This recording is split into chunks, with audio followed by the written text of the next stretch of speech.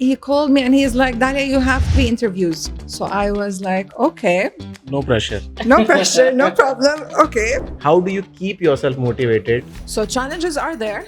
That's part of life. When I moved to UAE, I had taken that leap of faith. How has been your experience training people in the UAE? Has it been so different from from Jordan? Dalia, I think you're so used to doing activity for others. We'd like to do an activity with you today. I'm like quite curious to know that, when you walk into these training sessions, there are people, who are sitting like, oh my God, why is she here? The majority of the people who are attending, the part where they see it strange is the part when we're talking about emotional intelligence.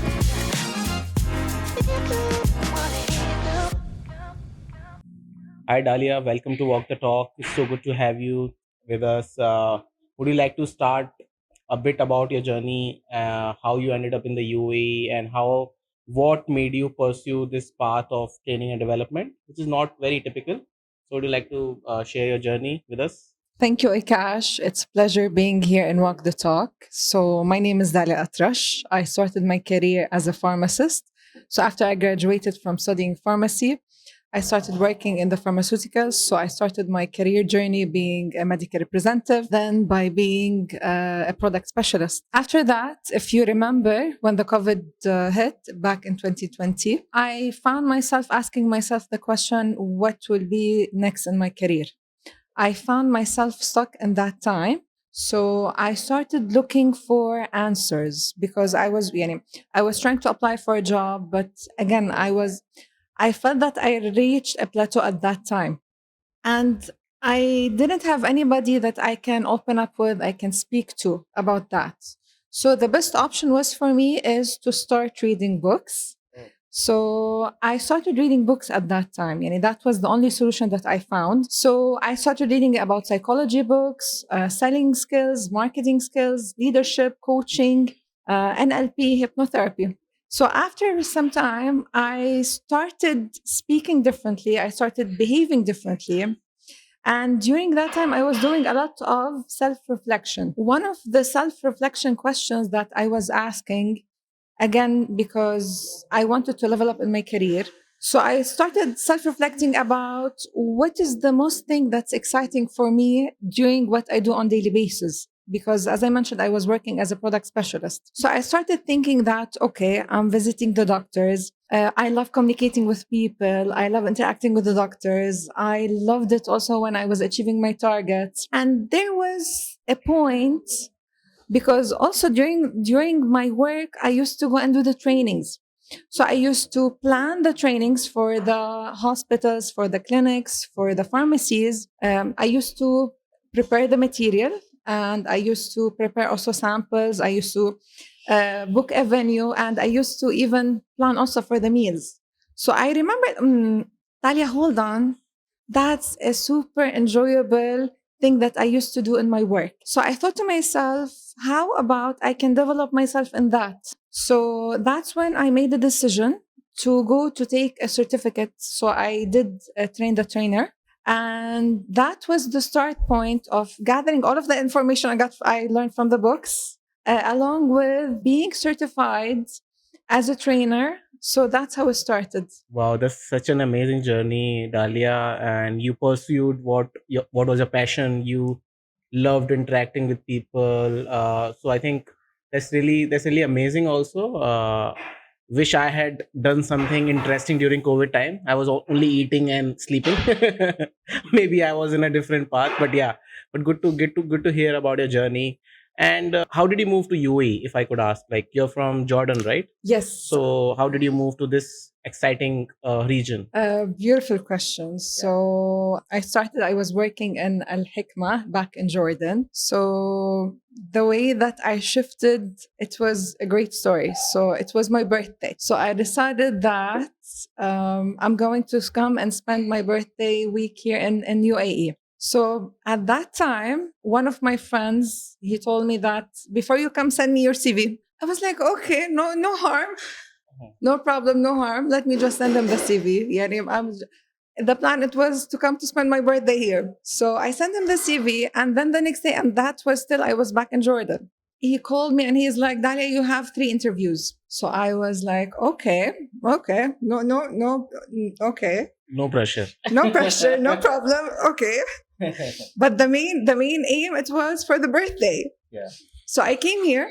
I went for the interviews. So basically, we were applying for as a medical representative. The challenge was they wouldn't accept me as I didn't have the driving license, because a medical representative, they need to go You need to and travel, and it's one of the prerequisites to have a license. Yeah, sometimes. Okay. exactly. So they didn't accept me. They told me, okay, you're great, you have a lot of experience, but you don't have the driving license, and which it's a little bit difficult here in UAE. So I was like, okay, no problem. So the third interview, it was with the medical center. So in the medical center, I went for the interview and I met an amazing lady. So she gave me an offer as an assistant manager. Oh wow. So that was the start. The salary at that time, it wasn't that much. It wasn't that much, but I saw it as an opportunity. Right. I thought to myself, and I remember, Yani, when I told my family that I got a job offer, and because they know how much it's expensive to be here, so they told me you wouldn't be surviving in this amount. I saw that as an opportunity. I thought to myself, I either take it now or it will be gone. So that's how it happened. Yeah, I think that's a very good thing that you did. Sometimes people are so fixated on getting a right number. Sometimes there is no right number. You need to take that opportunity. You need to take that leap of faith if you want to be in this, most exciting region in the world right now. So, and you also need to consider that you are earning in dirhams, which is back to US dollars. So, whenever we send money back home, it's multiplied by a certain number. So it's and expenses stop at a certain point. After that, whenever your salary is increasing or when your income is increasing, your expenses may not be increasing by the exact same amount. Of course, rents are a little bit increasing now, but yeah.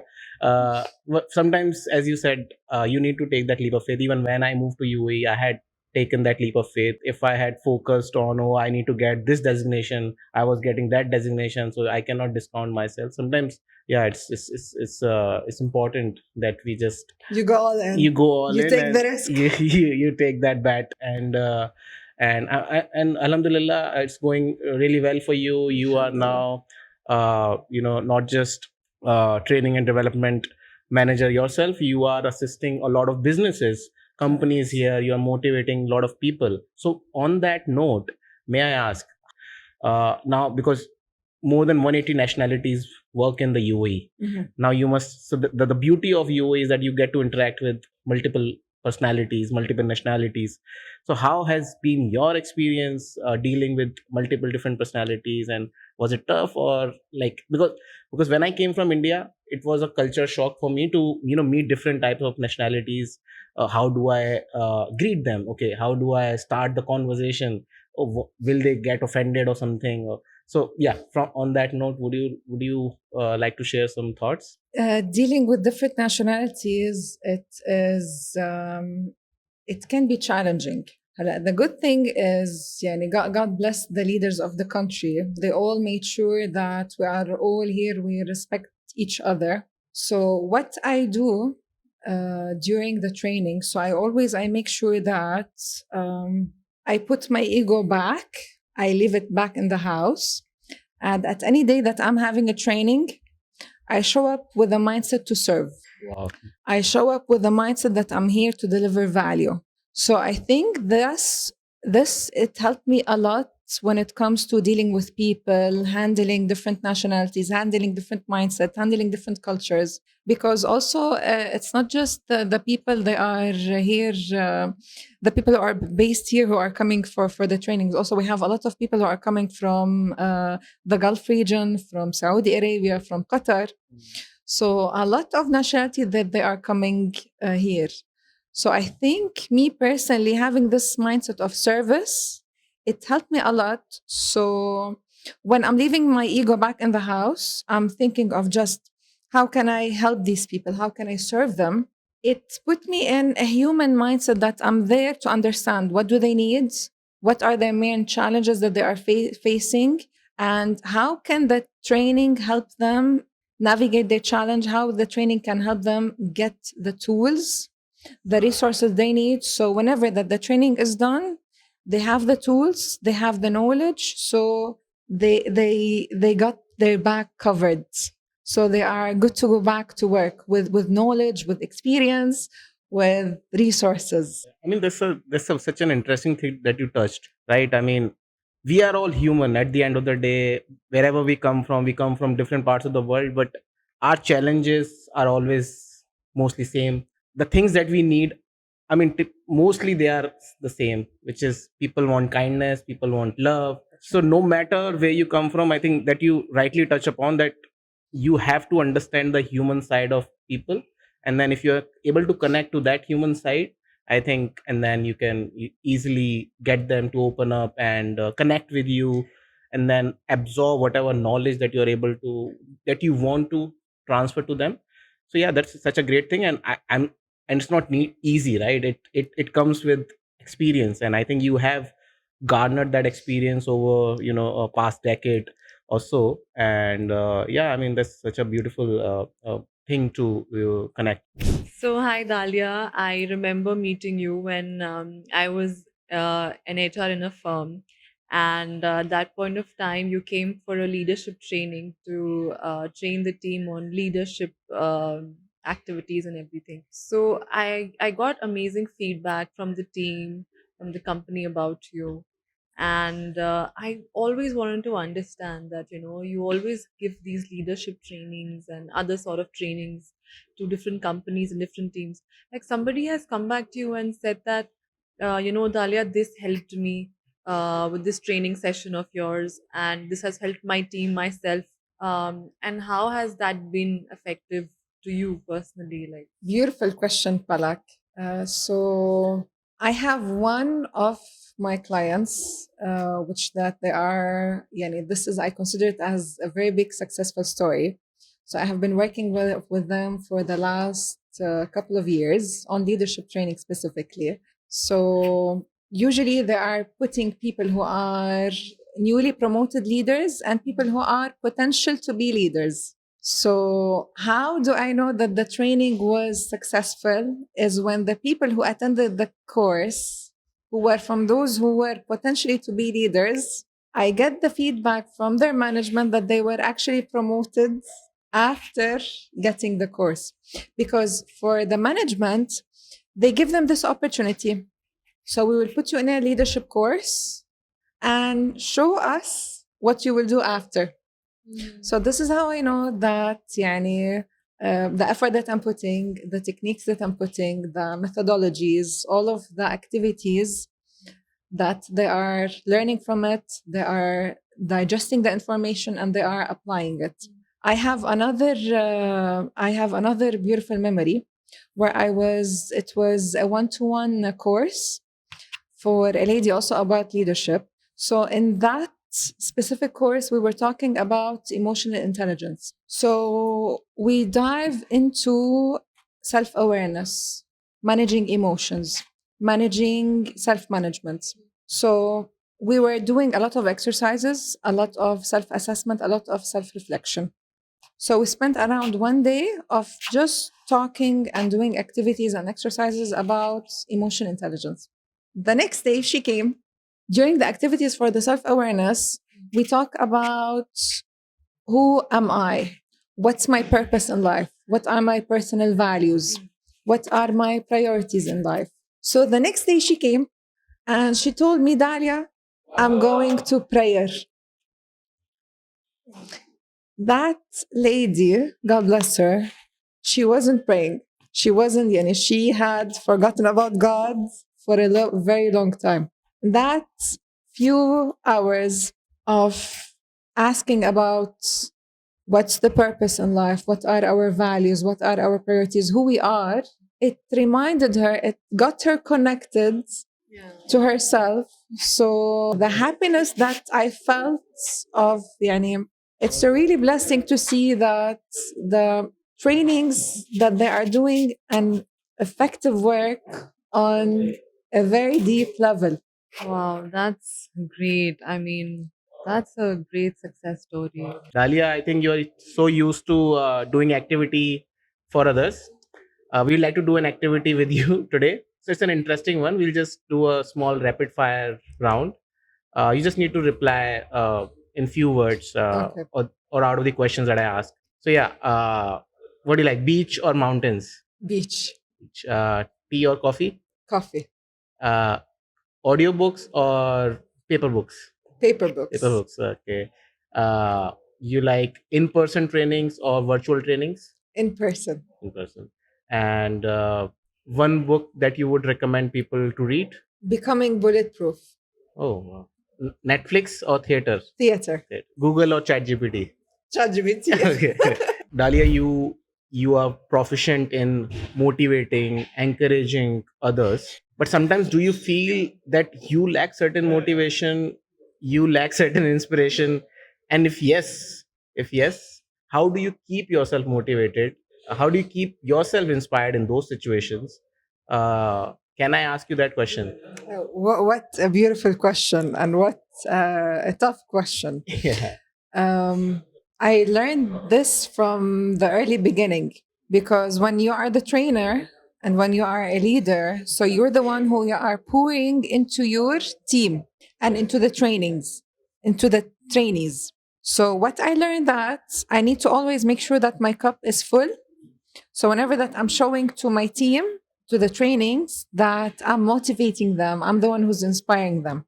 So of course, on a personal level, there are challenges, which is I believe that each one of us humans, there are problems, there are challenges on daily basis. Alhamdulillah. Yeah, I can agree. So yes. So how do I keep myself motivated? I learned that I shouldn't let my emotions hold me. So challenges are there. That's part of life. So I acknowledge that whenever I'm facing a challenge, so I acknowledge that now currently maybe it's an event, it's a challenge. I give myself some time. So I say to myself, okay, no problem. I can feel bad or upset maybe for 1 day, 2 days, 1 week. I put a time frame. I allow myself to feel these difficult emotions, but then again, I remind myself that I need to keep focus on my goals, because honestly, this is what differentiates a human from each other. Emotions, if we let them unmanaged, they will hold us back. So part of people when they are feeling demotivated or they are depressed is because challenges there always will be there. But it's about which angle you're looking at the challenge, how much you have self-control over yourself and over your mindset and over your emotions, and how you can build resilience as well. Because part of being resilient is acknowledging the challenge, acknowledging the emotions, and moving through this, not let it holding you back. So another part, so after I sit with myself, I let myself feel these difficult emotions, I remind myself to focus on the goal. Another part, it will be going to the gym, changing my mood by Yeah. exercising, going out to the nature, going out to the beach. So by doing something I love, so I'm changing my mood. Because again, the challenge is there. It's about approaching it from a different angle, a different emotion, different mindset. This is a deep thought that you shared with us. I mean, sometimes people ask me, okay, how do I stay inspired? How do I stay motivated? How do I get rid of these negative thoughts? You rightly pointed out, okay, you have to change your situation. You have to change the scenery sometimes. Just maybe whatever you love. Do you love getting ready? Like my wife likes getting ready every day. So she likes getting ready. So maybe it's a therapy for you, getting ready. Like for me, playing a game of sports, it's a therapy. I mean, in that moment, I forget everything. Exactly. Whatever the challenges that I have in life, I am completely focused in that one activity. So I think maybe go for a vacation. Just go to a mall and just do some window dressing. So I think yeah, it's very important that people acknowledge first of all that they have challenges. They put them, maybe write them on a piece of paper. Okay, these are the challenges I have in my This is life. the problem. This is the yes. problems, and maybe cross them off. Okay, whenever you feel okay, this is done, this is done, maybe burn it with a piece of paper, and then you feel it extinguishing.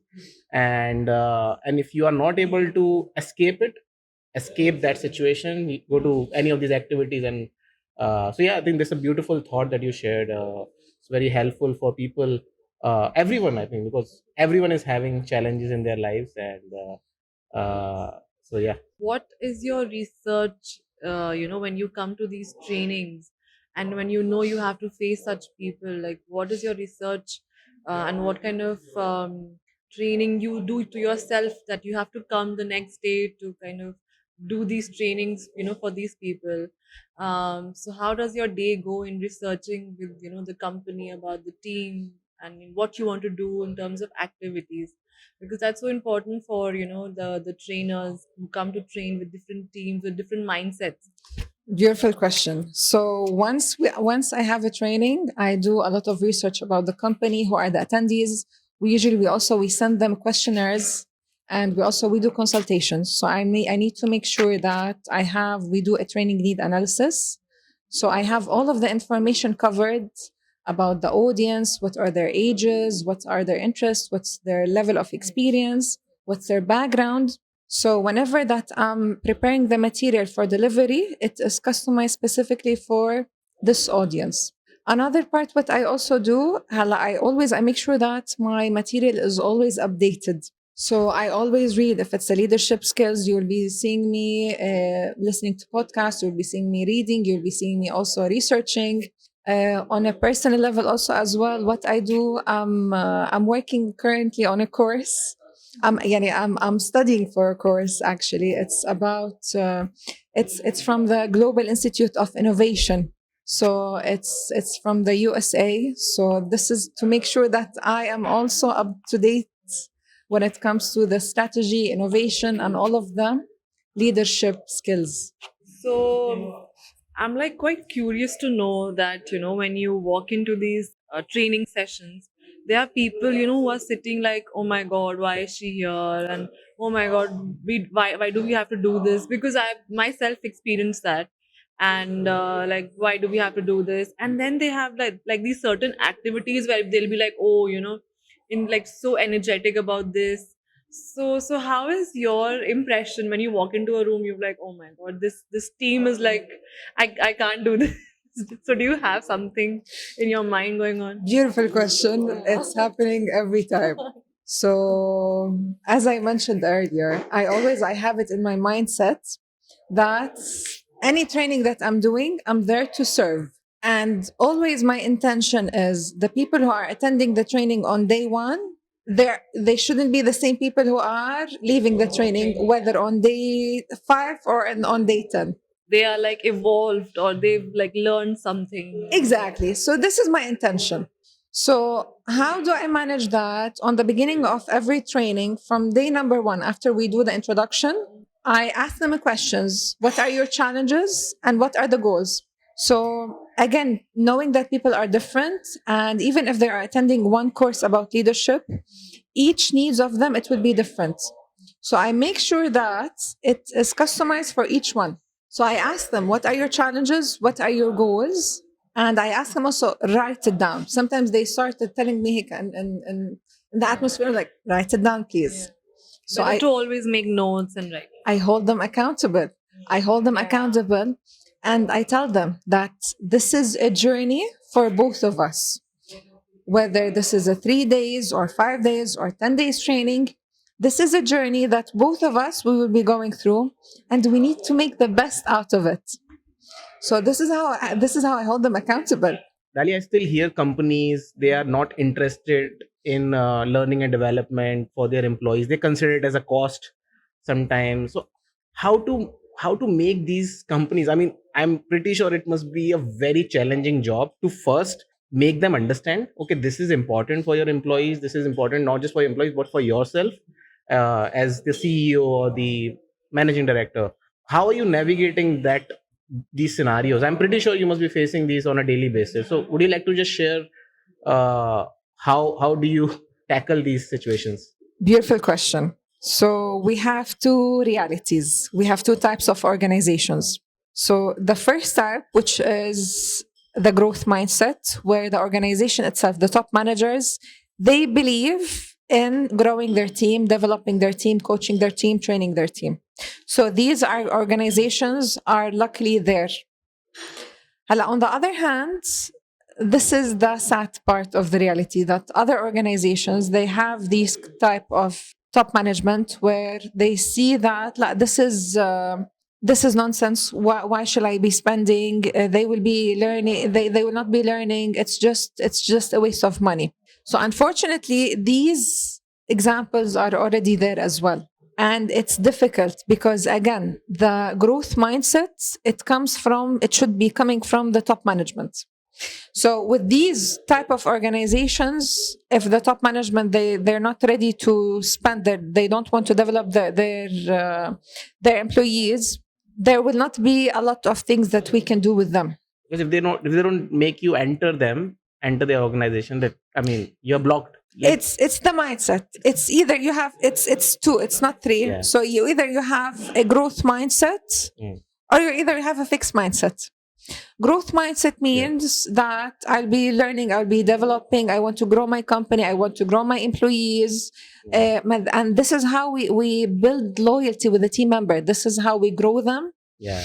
We build loyalty for them to stay and to grow with us inside and grow the organization, serve the customers. Right. And the fixed mindset where is it's based on fear. I will put consequences on my team member. I will be also forcing them to work. So they're more of authoritative. Right. They don't care about including them. They don't care about improving their team member. The good part is in these type of organizations, the individual themselves, when they see their leadership like this, they're not willing to invest. And whenever that you have people who have a growth mindset in these organizations, they will leave. Not just that they will leave, they will be investing from their own pocket. Okay.